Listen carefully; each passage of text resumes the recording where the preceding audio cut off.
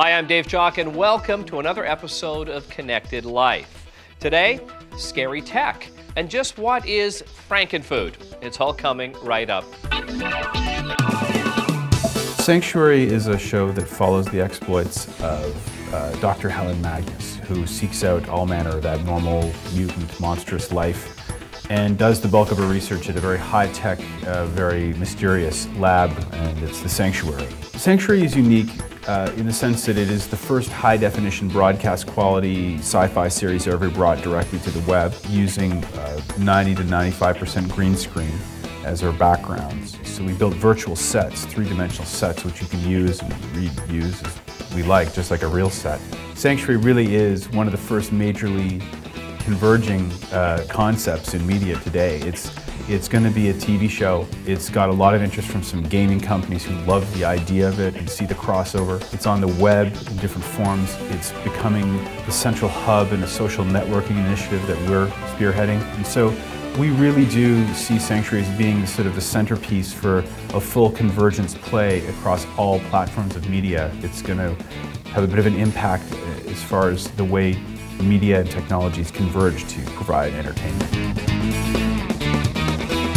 Like many household devices, cell phone chargers still use energy when they're left plugged in, even if they're not charging anything. They go into standby mode and they waste an estimated 5 to 15% of household electricity consumption. Last year, over $5 billion worth of electricity was wasted in the US alone. So when your phone is finished charging, make sure you unplug the charger from the wall. They say you are what you eat, but what if you can't tell what's really in your food?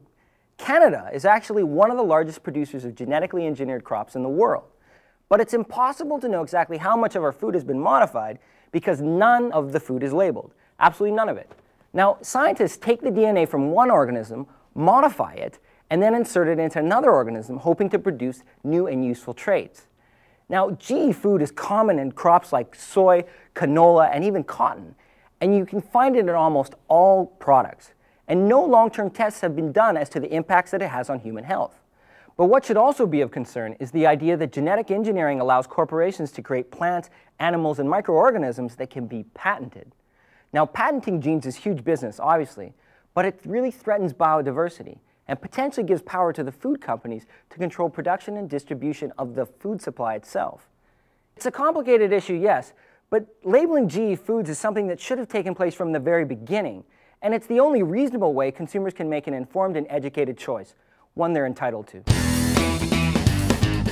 Sometimes you hear things that are very pro, other times things are con, and I think everybody's confused about it. If I can, I avoid it. It's not mandatory for companies to put like a label saying, oh, this is genetically modified food you're eating right now. I'd say they're more bad than good because they're not as natural and organic. I don't like genetically modified foods. You know, I think everything should be organic and naturally grown. Basically a big experiment on all of mankind. Well, behind me is GM's hydrogen vehicle. It's called the Equinox. We got to test drive it today and we got to ask a few questions. The advantage to this vehicle, it runs on no petroleum and the only emissions are water vapor out the back of the vehicle. So it has all of those advantages in a package that's very usable. Think about it as a battery, except that the chemicals that you have in a battery that you recharge aren't inside. Now they come from the outside. Oxygen from the air, hydrogen from a storage tank on board. Chemical reaction makes water and electricity, and it makes it very efficiently. Hydrogen is being produced in huge quantities today, 40 billion kilograms worldwide, a lot. That's enough to power 130 million cars just with what's out there today. So there's a whole hydrogen infrastructure growing at a tremendous rate. It means that we can actually drive this technology to no CO2 at all if we choose to as a society. So it's an electric vehicle with big range because it got hydrogen, zero emission vehicle, water the only thing coming out.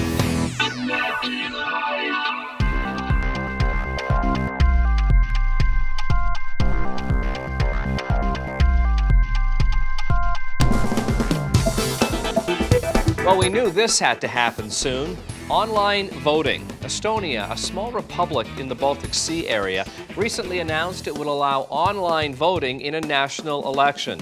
Now, it's been discussed for many years in North America, but one of the key concerns is monitoring of those overseeing the actual online count. Now, of course, it may be some time before we see it in North America, but it is definitely now on the horizon. I'm Dave Chalk. We'll see you again next time. Bye for now.